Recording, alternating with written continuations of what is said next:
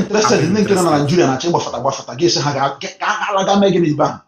Thinking on Nigeria and achieve Bafata, guess Halawana village, Megan. What did they go there go do? I would rather have my child over here competing for MBA to play for MBA, or in Europe competing to play for Premier League, than going to villages and having secure alarm. I will train my children to be able to secure their own rather than waiting for my own investment. I will give them a platform and a level where they will attain every kind of economic height actually because they're in a working system than waiting for my land on Angopala or waiting for my land on Anas. I got to go that level. Bro, I can use like quantum computing. I can use like competing in the international stage. Ya wana alam na NASA ka ga zo with mmadụ. Ngola investment ala. I don't care what happens when I die. One secure here, fine. I talk secure here. They will have money to do any kind of investment they want any part of the world. One attack, only one man. Him again. Ya will not want them to give away my land. Fine, he's my brother. Ya will not my uncle give away my land. Fine, he's my uncle. This is family. I don't care what happens when I die. What I care is how I prepare my family, my children, to be able to fit in and secure whatever they want in their life. I will write my will and give everybody what they need to have. In fact, now, as a soldier, I do my will already. My I'm 19 years old daily will. So if I die today, won't drag anything. Everybody knows what they are getting. Both land, both house, both money, everybody. So I don't know why people now say, oh, Alandian Association in Nigeria, oh my God, we have given inherit. If you are buying your land in Nigeria, you are a biggest liar of your century. Because you are wasting your time. Train your children to be competing internationally, not competing locally for land. Train your children to be able to, like, imagine you want a doctor, more nurse, more lawyer. You see, I got busy. Now,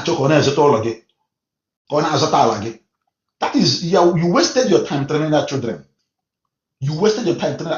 I don't care. I don't care what happens when I die. What I care is what I prepare my family for in the future. It is what I be able to.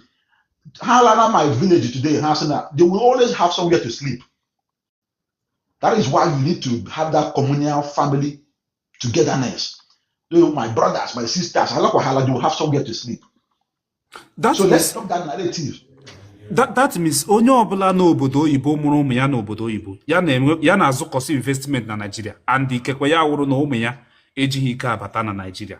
That means the biggest beneficiary of that person's investment ụmụnne ya nne ji ha na ya on the game enjoy. So ajụjụ m awụrụ gịnị? Ị na-ekwu na many of ụmụnne anyị ndị anụ si obodo oyibo ihe ọbụla mere some of them today ụmụnne ha wụ ndị ga-awụ beneficiary of their investment. Ọhịa na-ekwu. My uncle, my auntie, my cousins, a lot of them will be beneficiary. Of course. In fact, the chances of to go benefit from a land, which I will train my children make a good area, they will be more than that. Anụrụ m that na ụmụazị amụrụ n'obodo oyibo na-awụ investment parents ha nwụọ ha abata na Nigeria ha ere ya were ego ya gbalatava obodo oyibo. Anụrụ m 3 people agwala m na omego sọgbu ụmụazị Igbo amụrụ n'obodo oyibo mpa ha nwekọsị investment nwụọ ha bata Nigeria ha ega kolukọ charge and pay lawyer ha some of them ree ya ha eburu ego ya mụ na-akpa gbatava obodo oyibo ọwụ eziokwu. Case solved, case closed. How ga Nigeria reconcile how will they hear about Obodo Yibo and they will, like maybe just happen one land or maybe one house over there just for commemoration. But how my brother, I don't care what happens when I die. See, okay. I'm telling you my own personal destiny. What I care is making sure my children don't suffer when I die. Every other person I don't care. Making sure my family, my wife never suffer when I die. Bro,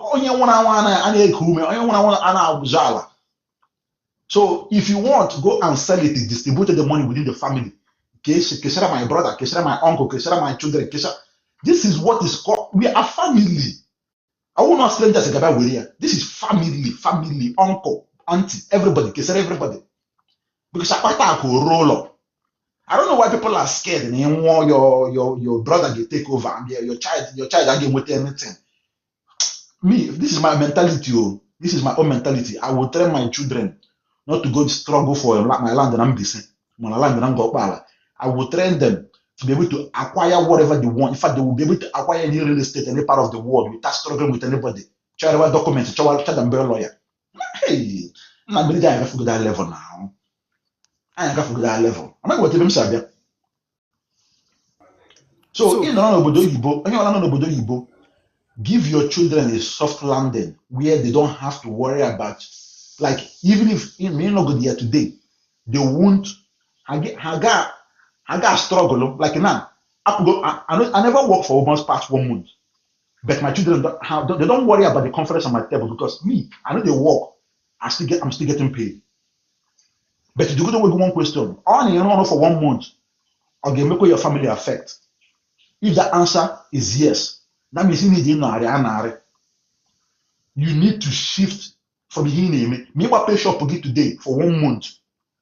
Will your family still have confidence on the table without you tapping into your savings account? If the answer is like yes, one you need to get in life. Honestly, that is my own ideology. So you might take it, you might leave it. My children will not go and start struggling for my land in Nigeria. I don't know. Your children are landing in Nigeria. You are not training your children to go and be dragging it. Hey, uncle, uncle, nweta ụkwụ gị ebe ahụ m ga-egbu mana gị ga-eti ụkwụ n'ofu trouser. So you are not training your children to be dragging this. Akụkọ mma ngozi na ndị ya dị ya. For your children to go drag your land in village, you failed them as a father. For your children to go drag your land for a village where they're supposed to be bigger than, you failed them woefully as a father. 100%. So ị na-ekwu that na onye Igbo ọbụla n'obodo oyibo mụta nwa ya eme expect ka nwa ya lawa village ga drag wa land bịa chọwa ebe ọ zụrụ ala bịa pịewe ime ọhịa bịa tụtụwa mkpụrụ nkwụ chọwa ebe ọ nwere ihe. That means that person failed as a father of his mates are competing in Harvard. His mates are competing in quantum computing in China. His mates are enrolling in MBA. His mates are going for premiership and actually competing in a premiership.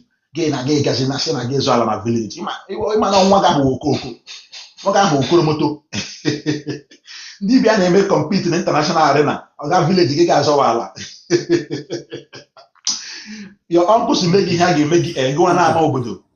Eze mee that person address before mee nye ndebe anya advert. Enwere onye si eze your children will go to South Africa. Ama o ji fake account. Maybe ọ wụ onye ma onye ewu. His life. Okay, you just say my children will go to South Africa is because my wife is from South Africa. So the way I'm going to train my children, this is me. I will train them to fit in both settings. My children with the Igbo name. My children with the South African name. My wife from Loro. My wife from Loro is more inclined towards Nigeria even than South Africa. 100% is open. Of course, as I got South Africa, I came first. Because I'm lawyer. She's technically not South African again.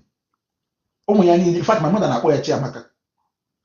And she's trying to change her name to Chiamaka. So my children will be able to incline in both systems. Because guess what? They will have American passports, Nigerian passports, South African passports.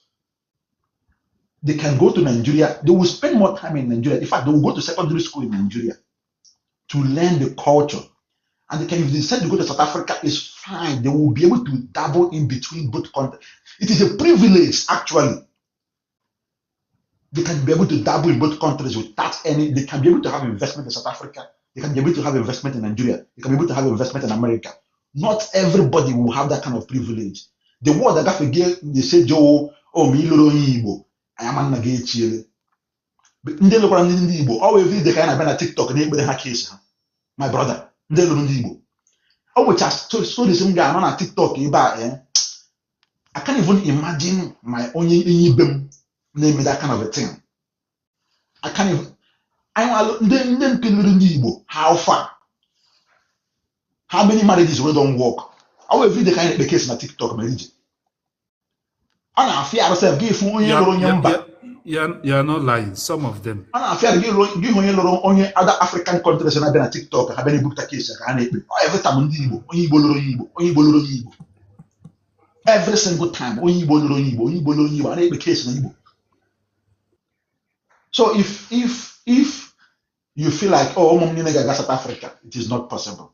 They will be able to dabble in both systems because they have the privilege to navigate both. There are 3 countries actually. Nigeria name messed up, have dropped Nigerian passport with South Africa. South Africa name messed up, have dropped South Africa with American passport. Because guess what? Akwadogo that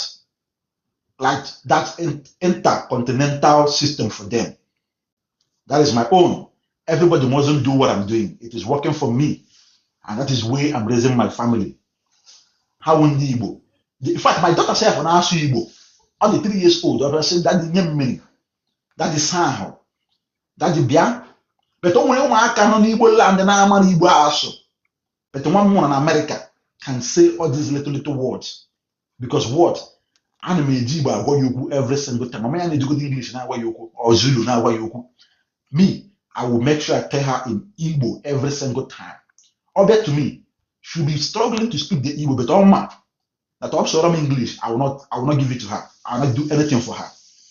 Because guess what? Being an Igbo man is not by location, it's an identity. You can be Igbo man any part of the world. In fact, you can be Igbo. Oh, a lot of fun there, South Africa. South Africa. Oh, and there's a lot of Igbo people in South Africa. South Africa, been in South Africa.